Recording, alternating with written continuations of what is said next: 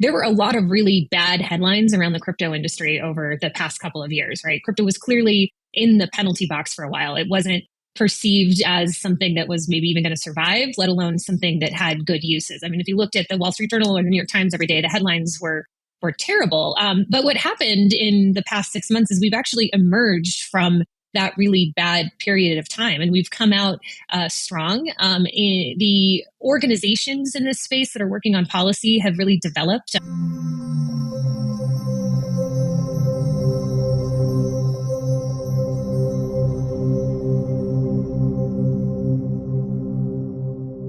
Alrighty, what is going on, everybody? Welcome back to another CYPRX video banger. In today's video, we're going to go over some fundamentals, keeping you all forward-looking in this digital asset ecosystem, showing you all ongoing developments that are happening behind the scenes, some fundamentals that the mainstream media has projected to you all in most recent times, but then also covering some fundamentals and some video clips on some panel discussions that will never reach the mainstream. As always, shout out to the CYPRX researchers for finding the vast majority of these fundamentals, PDFs, and panel discussions on the internet, all accessible in our private Discord. Welcome back to the platform. We do appreciate the love and the support. Do us a favor, if you enjoy these video breakdowns, smash that thumbs up button and subscribe. It does help this platform grow, and it does go a long way. With that being said, let's share screen. Let's jump into these fundamental reports today, showing you guys some ongoing things happening behind the scenes in the crypto and Web3 ecosystem. So first, right off the bat, from Whale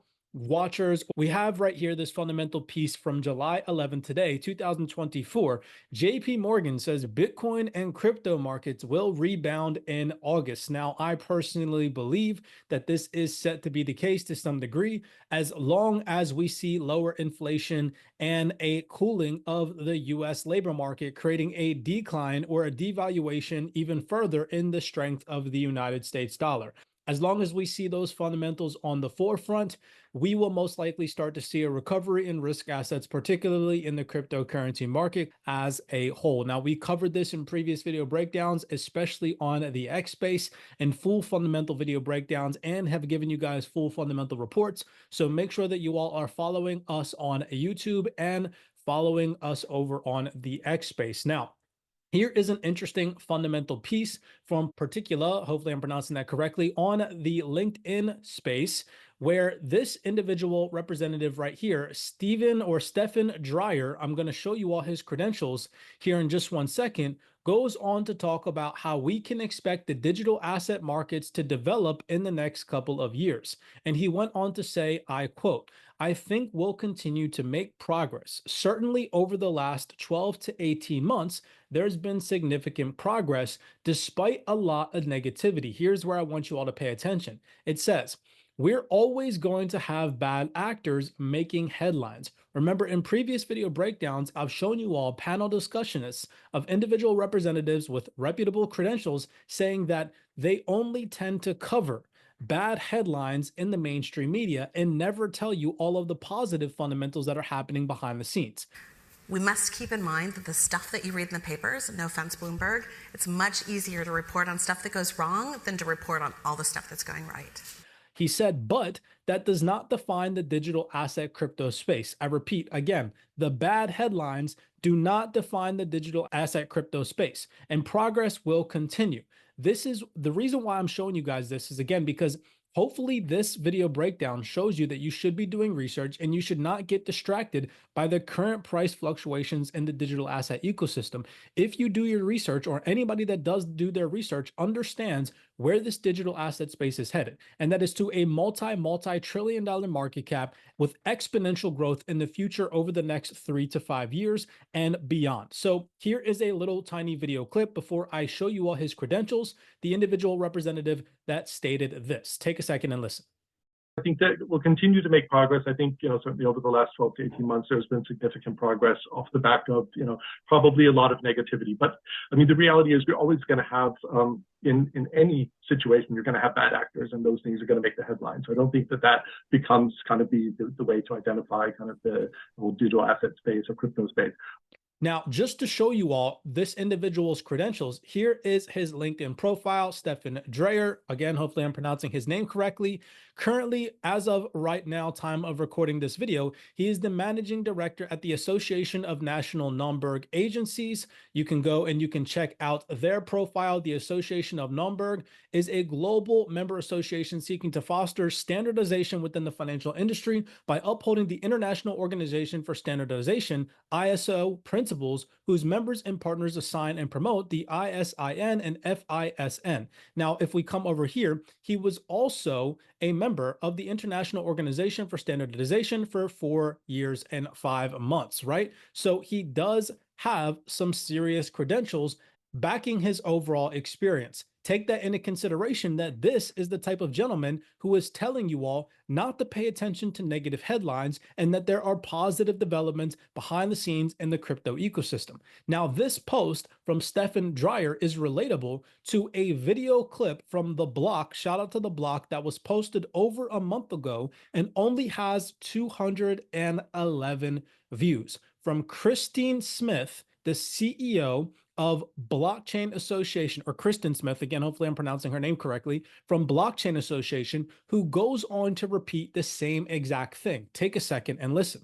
Good reasons for it, right? I mean, if you look at what happened in the marketplace with FTX, with Three Arrows Capital, with Terra Luna, there were a lot of really bad headlines around the crypto industry over the past couple of years, right? Crypto was clearly in the penalty box for a while. It wasn't perceived as something that was maybe even going to survive, let alone something that had good uses. I mean, if you looked at the Wall Street Journal or the New York Times every day, the headlines were terrible. But what happened in the past 6 months is we've actually emerged from that really bad period of time, and we've come out strong. The organizations in this space that are working on policy have really developed. We didn't have Stand with Crypto, for example, that has over 700,000 grassroots activists signed up to call their members of Congress when an opportunity arises. That group wasn't here a couple of years ago. We didn't have the Fair Shake Super PAC a couple of years ago. The Blockchain Association was here, but we were a lot smaller than we were today, right?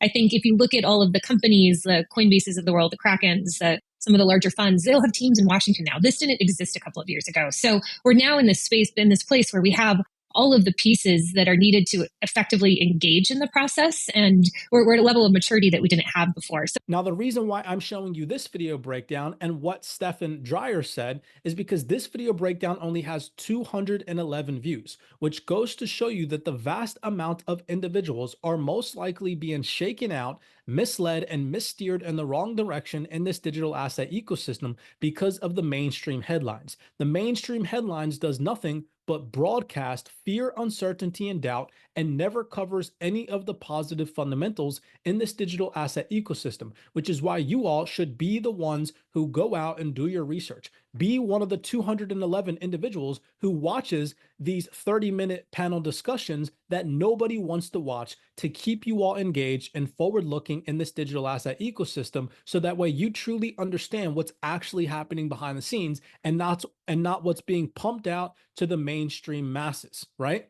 Again, I personally believe that these individuals in control of our world do not want you involved in crypto because they know what is coming. They know the exponential growth curve that this digital asset ecosystem is going to experience between now and 2030. And I know for a fact that in some way, shape, or form, they don't want you all benefiting from that financially.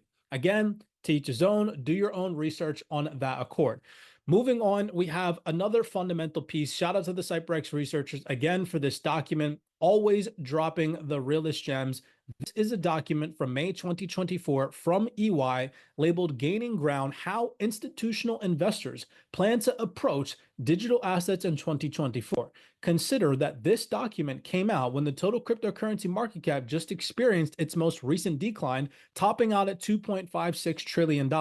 That was back in May, I believe roughly around the 26th or 27th of 2024, roughly around when this document dropped. And it says right here, allocation to digital assets. In this survey, EY went on to survey financial institutions operating in this space. And it says, allocations to digital assets are expected to ramp up over the next 3 years, with 54% of investors surveyed in this report noting that they expect to increase allocations in the next 2 to 3 years. Keep in mind, this is a long-term journey. And yes, they talk about crypto. It says percentage of respondents expecting to increase allocations to crypto, not the blockchain, not the Web3. It specifically mentions crypto, right?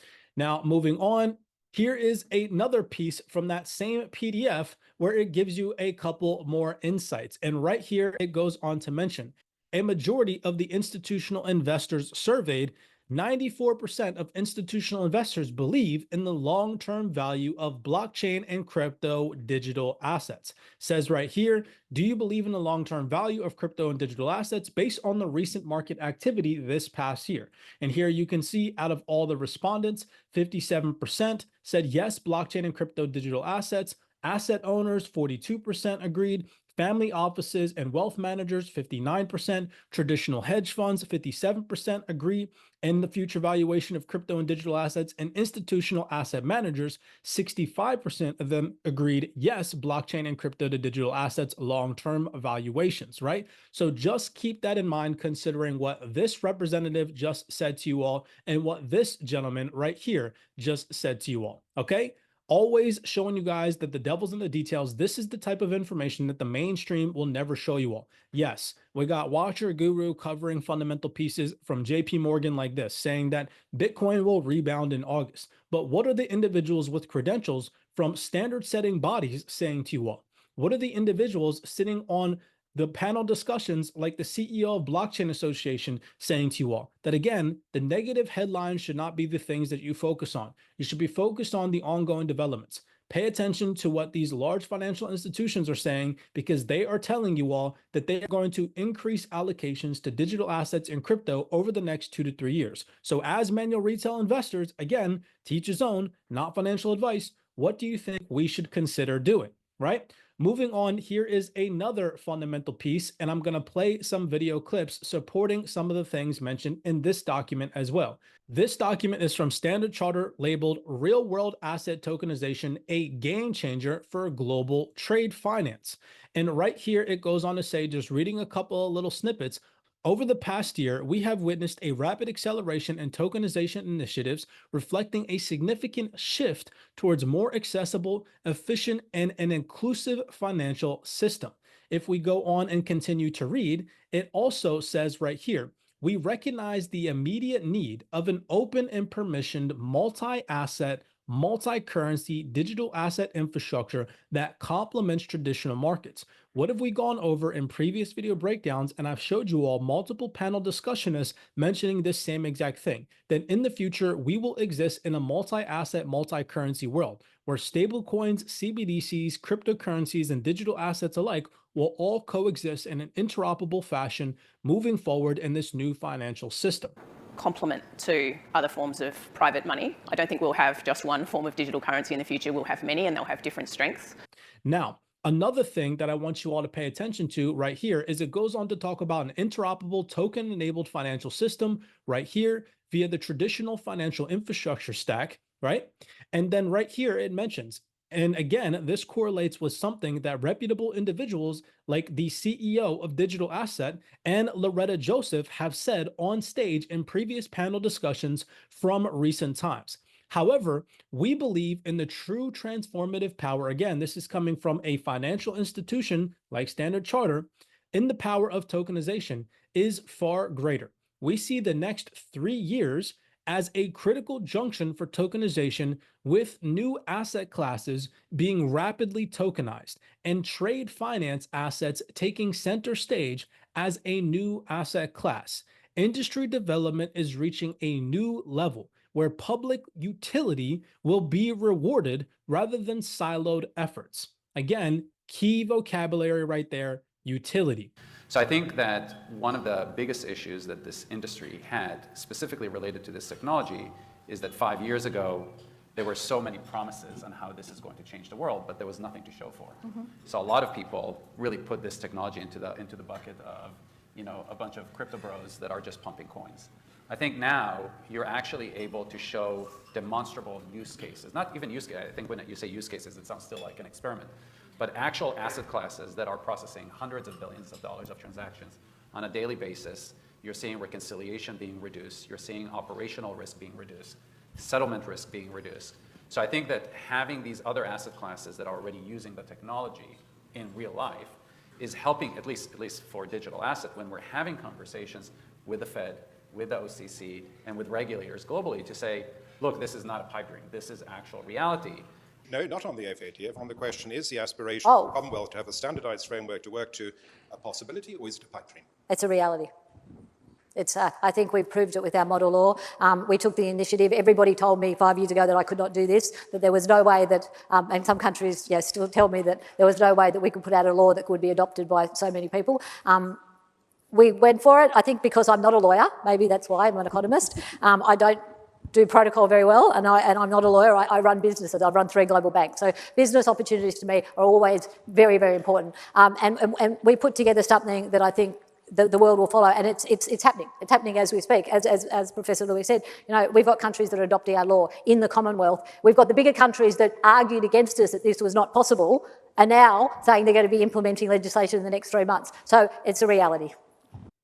This is becoming a reality. This is not some pipe dream or bullish moon boys pumping up meme coins. We are going to transition between now and 3 years from now, which puts us roughly around 2027. And you can see that reoccurring in multiple documents, both from the EY document, where the financial institution said that they're looking to reallocate capital to this digital asset ecosystem in the next 2 to 3 years, puts us in 2027. And this document right here from Standard Chartered puts us in the year 2027. So keep that in mind looking forward, zooming out, having that long-term perspective, and really understanding that this transformation is going to take time. But the people that put in work, the people that do research, the people that keep their head down, invest in utility and use case via the digital assets in their portfolio will most likely be the ones that survive. I cannot stress enough.